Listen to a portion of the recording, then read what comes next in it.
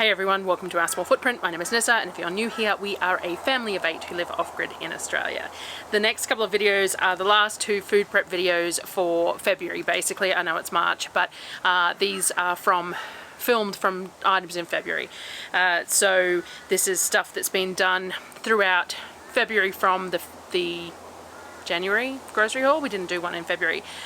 So I was discussing the other day about how I was going to do these food prep videos, and I think I'm just going to alter it a little bit to be a monthly thing. I looked at doing like the what we eat in a week sort of thing with some of this footage, and in the end, the problem with the what we eat in a week is that I can't sort of condense it very well because I record the process of the meals, not just the meals themselves, and half the time I record the process and then don't even show the actual meals on the end. And my videos are more about what I'm doing with the food to make it stretch at the end of the month and to make it work for the 6 weeks and all the rest of it. So I think that it'll just be, I'm still deciding on titles and stuff like that as discussed, but it'll be food prep planning and stuff for like each month or whatever, and then I'll just have maybe the numbered for each month, or I don't know. Camera was sitting awfully crooked. I think it still is, but anyway. So anyway. This is like part 8, I think, and then there'll be one more. So I've got to do the notes up for the other one, which I will record tomorrow to put out in a couple of days while I'm on the grocery trip. So I leave Wednesday for the grocery trip this week. It is Monday at the moment. So I will get the other food prep planning and stuff one done and the voiceover done and recorded so that I can put that out while I'm gone, and then I will see how I go with anything else until Saturday-ish when I share the actual grocery haul. So I come back on the Friday and we unpack it and everything, I film it, and then generally speaking I break it down the Saturday. But I will try and get one more maybe in there somewhere as well. We'll see how we go. So the food hamper's this Saturday as well, so there'll be a food hamper video this weekend too. I don't know. I haven't got this week particularly well planned. The grocery week's kind of hard because the amount of planning that goes into the grocery shopping is quite extensive in the lead up to the shopping, but I also try and get stuff done that needs to be done before I go, like any sort of admin work that needs to be done. But also I did a big pot of chicken stock today because I got all the chicken carcasses from the last 6 weeks out of the freezer and into the jars for the shelf, so that when I bring the new stuff back I've got more room in the freezer and things like that. So that few days lead up is hard. I normally try and make a couple of tray bakes or something for Darryl and the kids while I'm gone, just to make life easier there too, some bread and, you know, bits and pieces. I think I'll make bagels, a big batch of bagels for them tomorrow for the next couple of days, things like that. So the lead up to the grocery trip is always difficult, and then when I'm on my grocery trip I stay at Mum's, and if Mum's working from home I find it hard to film while she's there because I don't like filming in front of people, which is why I come out here in the middle of the garden to do all this. And then I have every intention to film the actual shopping, and I never manage it because I don't like filming in public. And then when I do, some of the months I have managed like to show when I come back to the car with what I've got and stuff, but sometimes I get back to the car, there's people in the car park, and I've unpacked it all before I even realised I didn't even take photos or anything. So we will see how we go with that as well. Some months it works, some months it doesn't. I would like to get better at it, but it is what it is. So anyway, rambles aside, this is food prep planning and preserving for February part, I don't know, 9. I think maybe we'll stick 8 or 9, somewhere along those lines. So enjoy watching. So this was the last of the pork, the last sort of third of a roast. So I only bought 2 roasts this month. This is the last sort of third of the second roast that I put it through the mincer. The plan for this is to make dumplings. Kookaburras.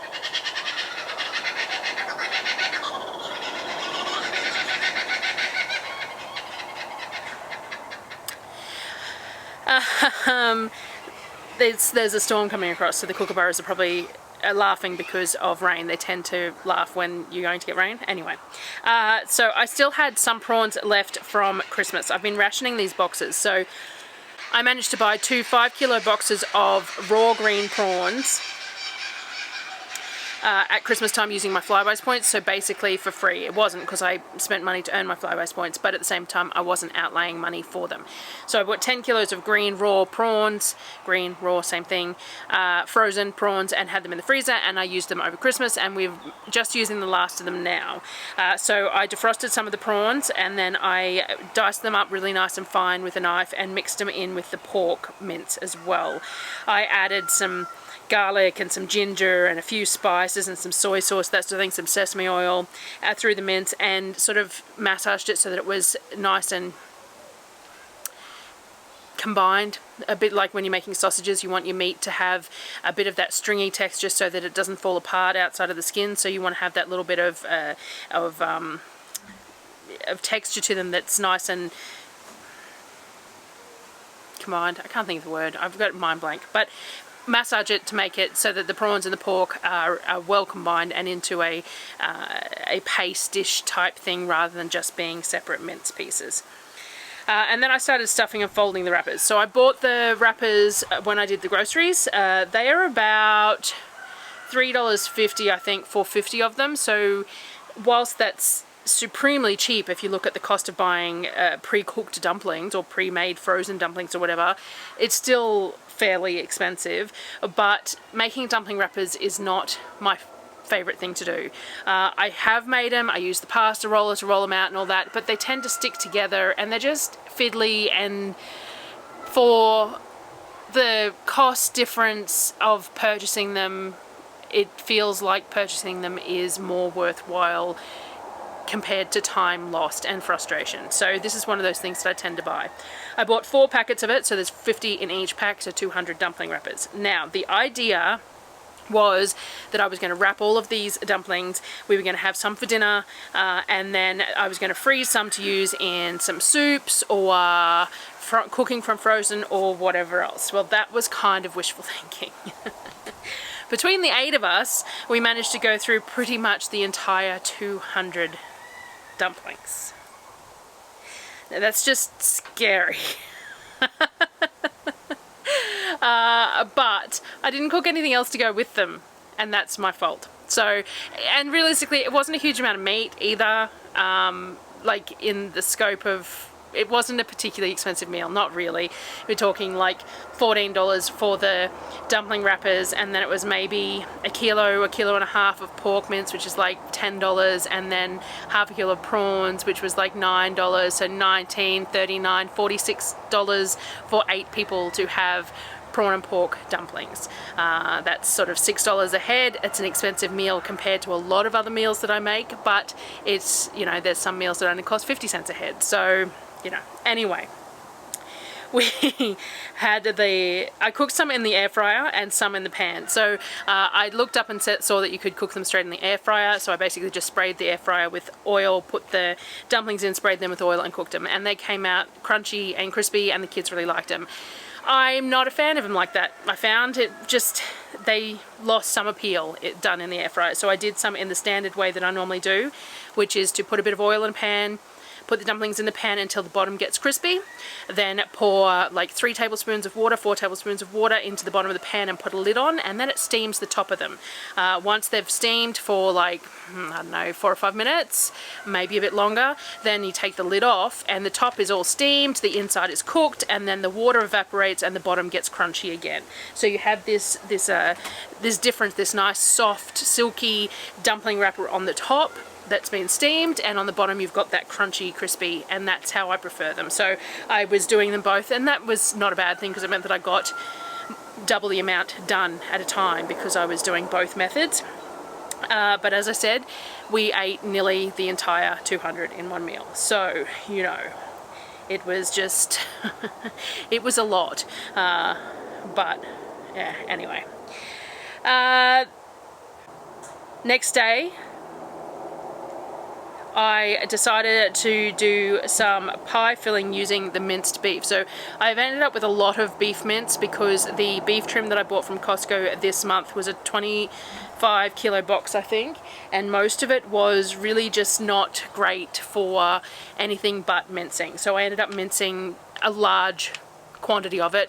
We made bolognese, and the rest of it's been frozen in in vacuum seal bags in the freezer.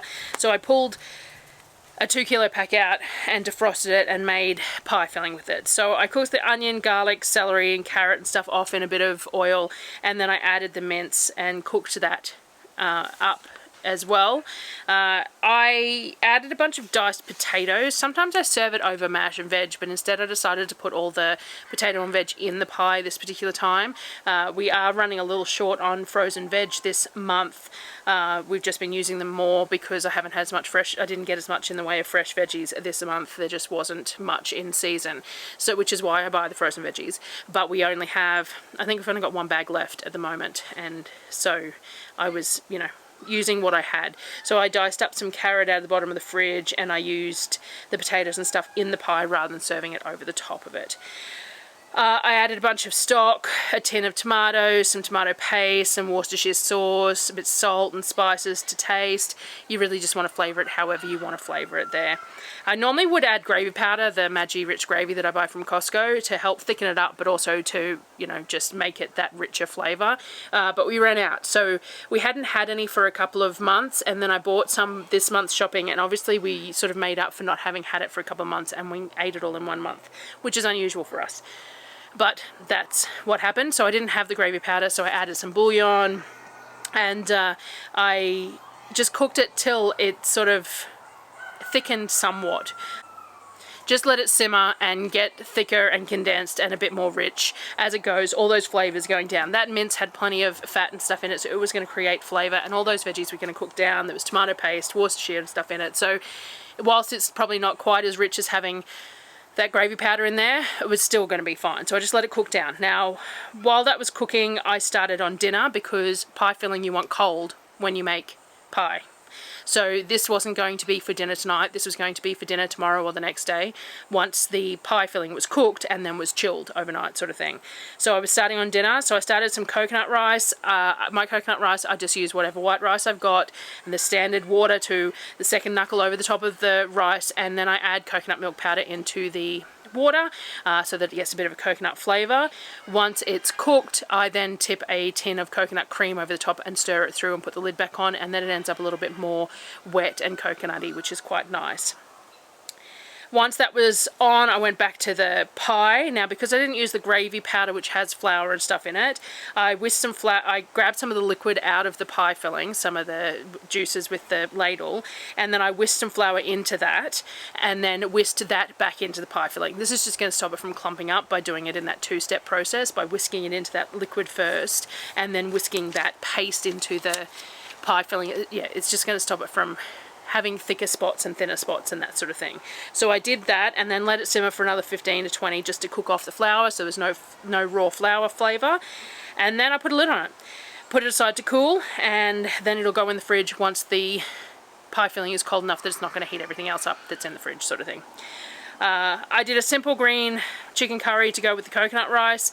I used the Valcom curry paste jars, though I am thinking of making some curry paste up this month. We will see. The Valcom curry paste, when it's not on sale, is like $4.30 a jar, and we use half to a whole jar in a serve.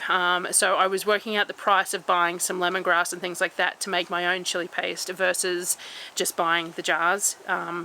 And we'll see how we go, because I quite like the green curry paste in ramen sometimes as well, so I'll have a look at that anyway. But this particular one was made with the Valcom green curry paste, which we really like. There's some coconut cream in it, some fish sauce, a bit of soy sauce, frozen vegetables, chicken, a pinch of sugar, that sort of thing. Basically the recipe on the side of the jar. I don't think the jar says to add soy, but I like a bit of soy in my green curry, and we make it quite wet because we like the extra liquid over the rice, but I tend to really pump it full of veggies too, because it's one of those meals that the kids will eat those veggies quite comfortably because they like it in the green curry. So we did that for dinner. The next day we had pancakes for breakfast. I mentioned that I was working on like a dry muffin mix last video, so like a dry mix for muffins that Sonnet could just add the wet ingredients to and make muffins out of. I had said that I'd like her in and out of the kitchen in half an hour, and someone asked me why on the last video, and that's more just convenience. If she wants to cook something, that's fine, but as you can see from the videos, I spend a lot of time in the kitchen, and sometimes I have to fit it in between everything else, and if someone's in the kitchen then I sometimes come out to quickly do something, can't do it, and it throws me off. So whilst I enjoy the fact that she wants to cook and I want her to enjoy continuing to do that, at the moment there's only one main prep bench, and so I'd like her to come out and get it done and get out of the kitchen as quickly as possible. So having that dry mix and then her just having to measure out the wet into it would just make things a bit quicker in that sense. So the other thing is that I've been trying to sort out a pancake mix as well for the same purpose. She really likes to make pancakes. She was using the cookie dough on the Thermomix to make them, but it's not a very big batch in the Thermomix, and I like to make extra because then they go in the fridge and the kids have them for morning tea later or afternoon tea later and things like that, so I much prefer a bigger batch. So by doing a dry mix that she can just whisk the wet mix in and it works would be really nice as well.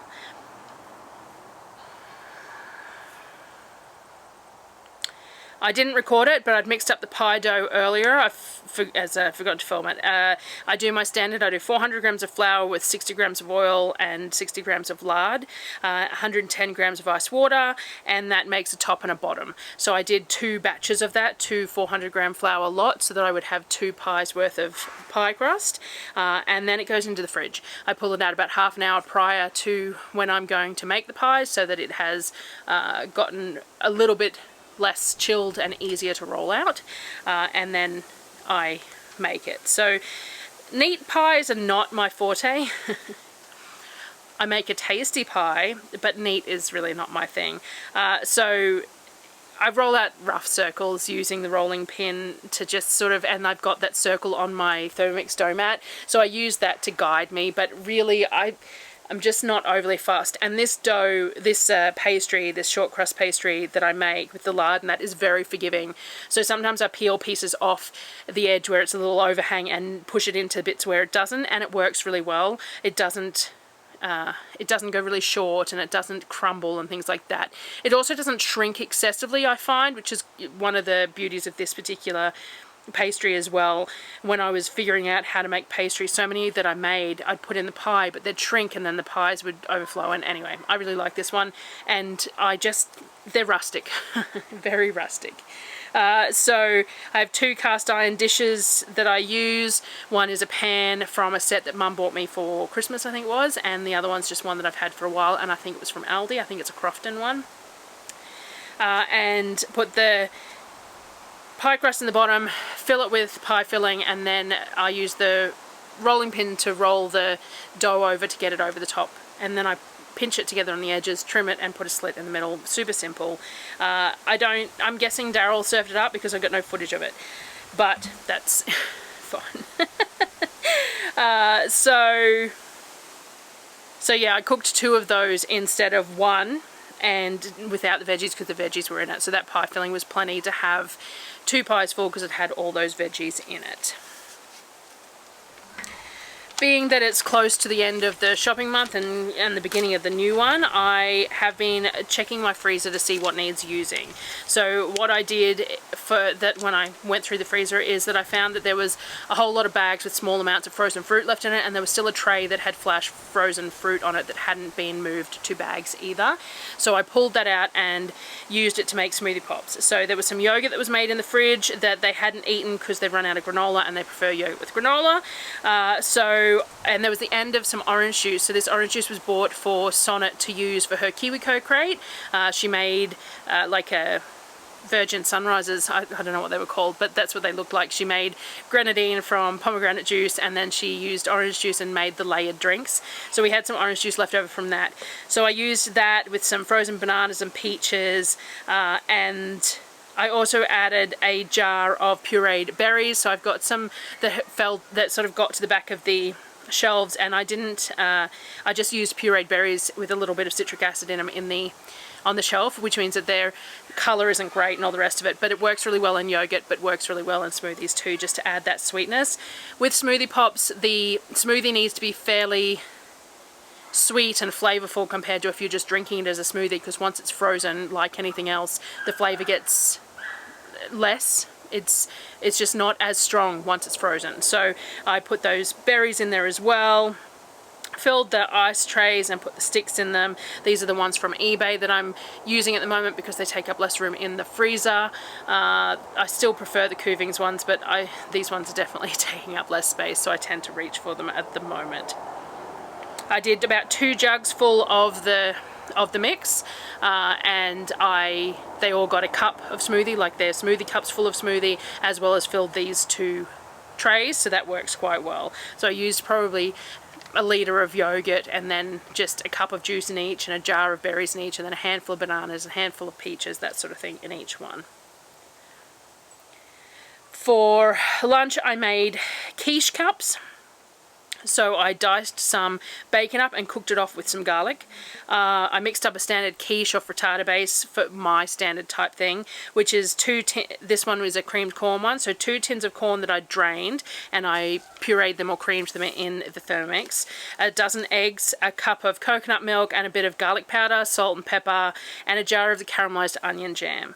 I cut the pastry into quarters and put it in the muffin trays. I was really lazy, I couldn't be bothered cutting circles, and then I always end up with the offcuts that I never know what to do with. So it's pre-bought pastry from Costco, and it's easier to just use the quarters rather than have offcuts and figure out what to do. So I cut it into quarters, used the quarters, and just pushed them into the muffin trays. I was a little overzealous at times trying to get them in the muffin trays, and it was still a little bit frozen. If I make a tear in it, I just pull it out and pinch it back together and put it in. It's really not that big a deal. I added the filling in each and sprinkled with bacon on the top. I baked them in the barbecue. Now, I tried some without the pastry because I had some extra mix and I didn't want to cut another sheet of pastry up. They stuck really badly even though they were sprayed, but the ones in the pastry came out perfect.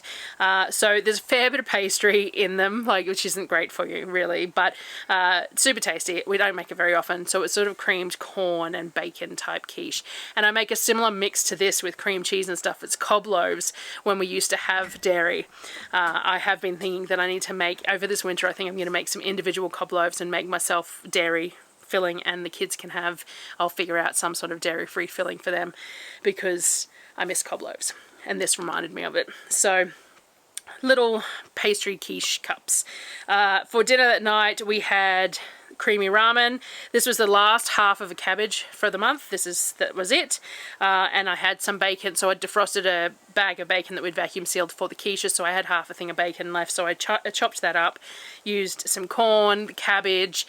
I don't think we had any chicken or anything with this. I think it was just the bacon and corn and that. So the creamy ramen is, I think it was like a TikTok or something a while back, and it's a couple of egg yolks with some mayo, mixed with some bouillon, so I use the Vegeta, and it's whisked together, and then when you add the ramen noodles, which I use the Jinmai Ling ones because they're $3.10 for a kilo, really good price. I highly recommend them from Coles.